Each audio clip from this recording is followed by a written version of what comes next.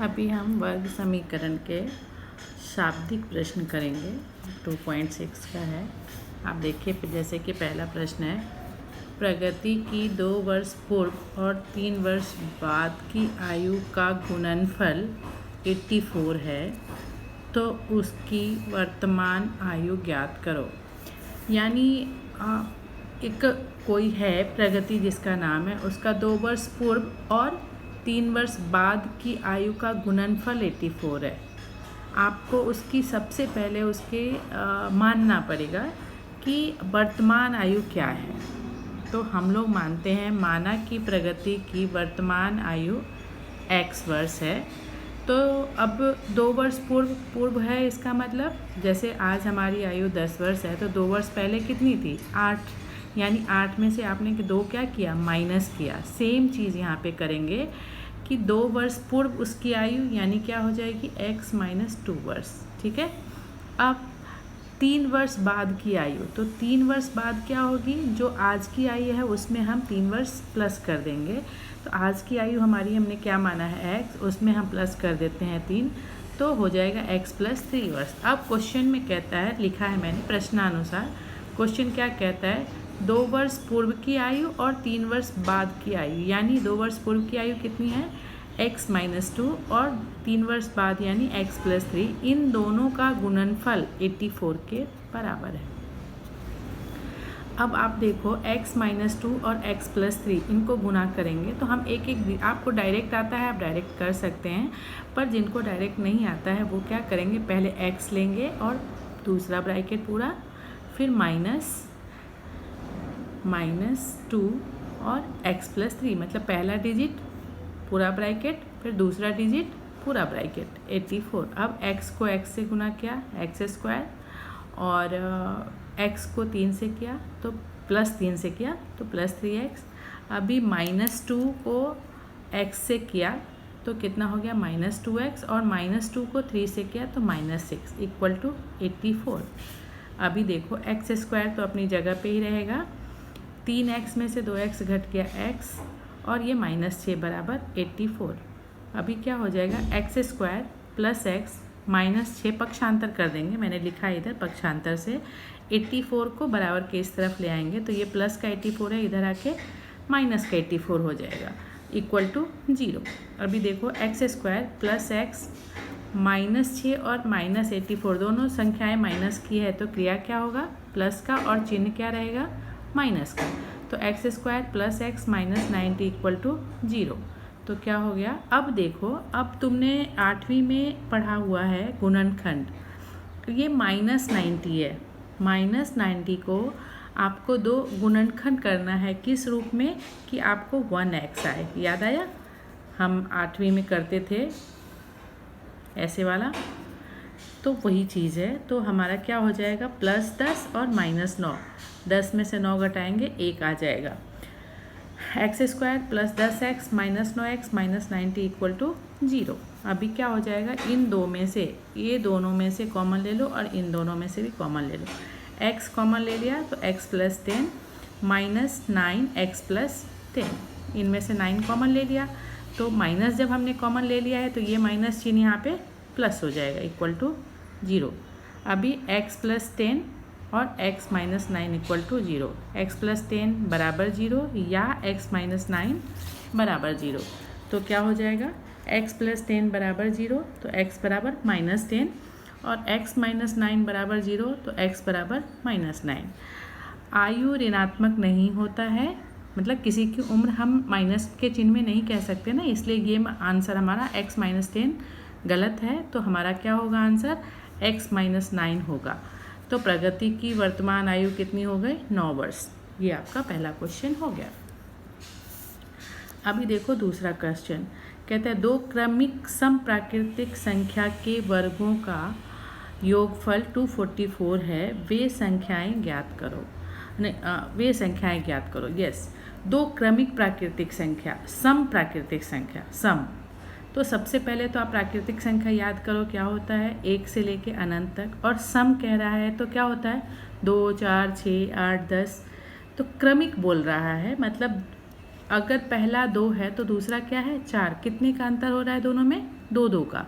तो यहाँ पे हमें नहीं मालूम है कि कौन सी संख्या है, तो हमने माना कि पहली सम संख्या छोटी संख्या जो है वो x है, तो दूसरी क्रमिक सम संख्या क्या हो जाएगी x+2। ठीक है। अब प्रश्न में कहता है कि इन संख्याओं के वर्गों का योगफल, मतलब कौन सी संख्या जो आपने x माने हैं और जो आपने x+2 माने हैं, इनके वर्गों का योगफल। तो हमने कर दिया x का वर्ग प्लस x+2 का होल वर्ग बराबर 244। अब आप देखो x का वर्ग तो x का वर्ग ही रहेगा। ये आपको एक सूत्र के रूप में दिख रहा है। क्या सूत्र है? a+b का होल स्क्वायर। आपको याद होगा क्या होता है a+b का whole square? a² plus 2ab plus b² बराबर 244। सूत्र के रूप में डाल दिया इसको, तो ये क्या हो गया x² प्लस x², 2 दूनी 4x प्लस 4 बराबर 244। अब हम 244 को फिर पक्षांतर कर लेंगे तो क्या हो जाएगा, ये x और ये x जुड़ गया, 2x² plus 4x plus 4 minus 244 equal to 0। अभी 2x² प्लस 4x माइनस 240, तो ये 4 प्लस का है और ये माइनस के 244 हैं, तो कितने हो गए -240। अभी देखिए 2x² प्लस 4x माइनस 240 बराबर 0। अब इस सब में आप ऐसे भी आप इसको गुणनखंड कर सकते हो, लेकिन थोड़ा बड़ा होता है, इसलिए हम क्या करेंगे पूरे समीकरण में 2 का भाग दे देंगे। अभी 2 का भाग इसमें देंगे तो क्या हो जाएगा, 2 से 2 कट गया, क्या बचेगा x²। 4x में 2 का भाग देंगे तो 2x बचेगा, और 240 में हम भाग देंगे तो 120 बचेगा। मैंने इधर लिखा है मैं 2 से भाग देने पर। अब आप फिर 8वीं क्लास को याद कीजिए, -120 है और उसका गुणनखंड आपको कितना चाहिए, 2 चाहिए। तो ये तो आप लोग आसानी से कर सकते हैं। 12 हैं 120 और 12 में से 10 घट गया तो और प्लस का है तो बड़ी संख्या के साथ हमें प्लस रखना पड़ेगा।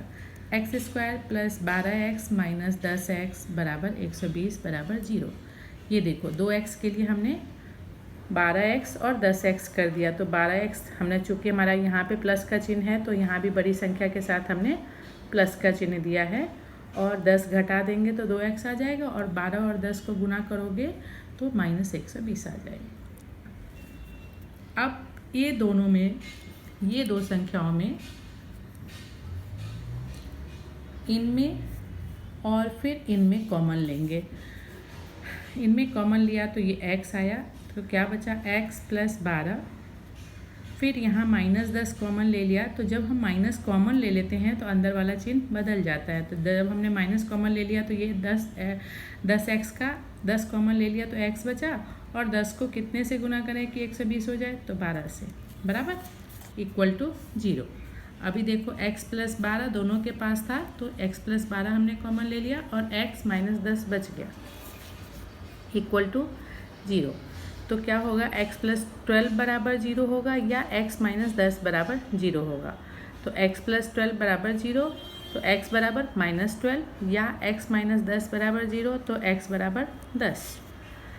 x बराबर -12 प्राकृतिक संख्या हो नहीं सकती, क्योंकि प्राकृतिक संख्याएं क्या होती है, प्लस की होती हैं। तो हमें तो प्राकृतिक संख्या ढूंढना है, तो इसीलिए x बराबर 10 हमारा आंसर मान्य है। क्रमिक प्राकृतिक संख्या क्या हो जाएगी, पहला हो जाएगा 10 और दूसरा x+2 यानी 10 + 2 बराबर 12, यानी हमारा आंसर वे संख्याएं 10 और 12 हैं। अभी देखो थोड़ा सा गुणात्मक प्रतिलोम पे क्वेश्चन है। विवेक आयु में किशोर से 5 वर्ष बड़ा है। दोनों की आयु दर्शाने वाली संख्या के गुणात्मक प्रतिलोम का योगफल 1/6 है, तो उनकी वर्तमान आयु ज्ञात करो। ठीक है, कहता है विवेक की आयु में किशोर से 5 वर्ष बड़ा है। तो यहाँ पे बड़ा किशोर से, तो कौन छोटा है, किशोर छोटा है। तो हम सबसे पहले माना कि किशोर की वर्तमान आयु x वर्ष है। विवेक की वर्तमान आयु क्या हो जाएगी, x + 5, क्योंकि विवेक बड़ा है 5 वर्ष, तो x + 5 वर्ष। अब क्वेश्चन में कहता है इनकी आयु दर्शाने वाली संख्या का गुणात्मक प्रतिलोम क्या होगा। जैसे किशोर का x था तो उसका गुणात्मक प्रतिलोम क्या हो जाएगा, 1/8। एक्स, उल्टा हो जाता है 1/x। और विवेक का गुणात्मक प्रतिलोम क्या हो जाएगा 1/x + 5। ठीक है। अब कहता है कि गुणात्मक प्रतिलोम संख्या का योगफल, मतलब जो इनके गुणात्मक प्रतिलोम संख्याएं हैं उनका योगफल किसके बराबर है 1/6 के बराबर है। तो पहले का है 1/x + 1/x + 5 बराबर 1/6। तो अभी क्या हो जाएगा, देखो इसका x है हर और इसका x + 5 है, तो दोनों के हर को गुना कर देंगे x × x + 5 और फिर तिर्यक गुना करेंगे। तो x + 5 को 1 से किया तो x + 5 और x को 1 से किया तो x = 1/6। अभी देखो 1x और 1x 2x + 5 और बट्टे ये x को x से गुना कर दिए x² + 5x बराबर 1/6। तो ये क्या हो गया, अब हम तिर्यक गुना कर देंगे 6 को 2x + 5 से और 1 को x² + 5x से, यहाँ तिर्यक गुना। ठीक है, तो ये हो जाएगा आपका 12x + 30 बराबर x² + 5x। अभी है x² + 5x - 12x + 30। अभी आप ये हो गया अपना उनको गुना करके निकाल लिए, तो ये इनका गुणनखंड हम करने लगे, नहीं सॉरी, अभी इनका आपका गुना आ गया, इनको पक्षांतर करेंगे 12x + 30 और x² + 5x, इनको पक्षांतर किया, पक्षांतर। तो क्या हो जाएगा x² + 5x - 12x - 30। तो देखो आप -12x है और प्लस के 5x है, तो x² - 7x - 30 = 0। अभी अब हम गुणनखंड करेंगे, कैसे 30 का गुणनखंड कीजिए, यहाँ देखिए मैंने कर रखा है 30 का गुणनखंड कीजिए जिसको जोड़ने या फिर घटाने पे 7 आए, लेकिन बड़ी हमारा चिन्ह क्या चाहिए माइनस। तो हमने किया x² - 10x + 3x - 30 = 0। तो इन दोनों में फिर से हम कॉमन लेंगे, तो क्या कॉमन आएगा x - 10 बच गया, और इन दोनों में फिर क्या कॉमन आएगा 3, तो x - 10 बचा 0। अभी x - 10 इधर भी है और x - 10 इधर भी है, तो x - 10 कॉमन आ गया और x + 3। x - 10 बराबर 0 या x + 3 बराबर 0, तो x बराबर 10 और x बराबर -3। फिर ऋणात्मक संख्या आ गई, x बराबर -3 ऋणात्मक संख्या है, आयु ऋणात्मक संख्या नहीं हो सकती, किसी की उम्र माइनस में नहीं हो सकती है, इसीलिए जो प्लस वाला हमारा आंसर है वही होगा, यानी x बराबर 10 मान्य है। तो किशोर की वर्तमान आयु हो गई 10 वर्ष और विवेक की वर्तमान आयु हो गई x + 5 यानी 15 वर्ष। ठीक है, अब मैं आपको एक बड़ा क्वेश्चन है नदी के नाव वाला, नदी के प्रवाह वाला, वो बता देती हूँ। कहता है किसी नदी में नाव से उसके प्रवाह की विपरीत दिशा में 36 किलोमीटर जाकर वापस उसी स्थान पर आने में प्रतीक को 8 घंटे लगते हैं। यदि शांत पानी में नाव की चाल 12 किलोमीटर प्रति घंटा है तो नदी के प्रवाह की चाल ज्ञात करो। सबसे पहले हम मानते हैं प्रवाह की चाल और शांत पानी की चाल क्या होती है। तो प्रवाह की चाल यानी पानी बह रहा है और उस तरफ जाना, और शांत पानी यानी पानी रुका हुआ है तब चलना, और विपरीत मतलब उल्टी दिशा में आना, जिस तरफ का बहाव है उसके उल्टी दिशा में आना। तो यहाँ देखो, माना नदी के प्रवाह की चाल x किलोमीटर प्रति घंटा है, शांत पानी में नाव की चाल 12 किलोमीटर प्रति घंटा, ये दिया हुआ है आपको शांत पानी का। नदी के प्रवाह के अनुकूल दिशा में नाव की चाल क्या हो जाएगी 12 + x, मतलब 12 तो अपने आप वो चल रहा था और प्रवाह के साथ तो 12 + x, ये दोनों को हमने जोड़ दिया। ठीक है, तो ये हो गया 12 + x किलोमीटर प्रति घंटा। अभी तुम नदी में हो और नदी पानी अपने आप चल रही है, तो वो हुआ शांत चाल, लेकिन जिस तरफ दूसरी हमें जाना है उस प्रवाह के चाल को हमने x माना था, इसलिए शांत पानी और प्रवाह दोनों को जोड़ दिया। अब कहता है नदी के प्रवाह के विपरीत दिशा में नाव की चाल क्या हो जाएगी, -12 माइनस x किलोमीटर प्रति घंटा बराबर। अब प्रतीक के प्रवाह के विपरीत दिशा में 36 किलोमीटर की दूरी तय करने में लगा समय, तो क्या होगा, समय का सूत्र क्या होता है, दूरी बट्टा चाल बराबर 36/12 माइनस x घंटे। आपने साइंस में पढ़ रखा है समय बराबर दूरी बट्टा चाल, तो दूरी हमारी 36 है और चाल हमारा कितना है, 12 माइनस x। ठीक है। अब नदी के प्रवाह के अनुकूल दिशा में 36 किलोमीटर की दूरी तय करने में लगा समय, तो इसमें भी समय बराबर दूरी बट्टा चाल 36/12 प्लस x, एक में प्लस वाला और दूसरे में माइनस वाला, और दोनों मिलके किसके बराबर होते हैं, प्रतीक को यह दूरी तय करने में लगा समय मतलब जाने और आने, तो प्रवाह के विपरीत दिशा में तय करने में लगा समय और प्लस प्रवाह की दिशा में तय करने में लगा समय, दोनों मिलके कितना लगता है उसको, 8 घंटे।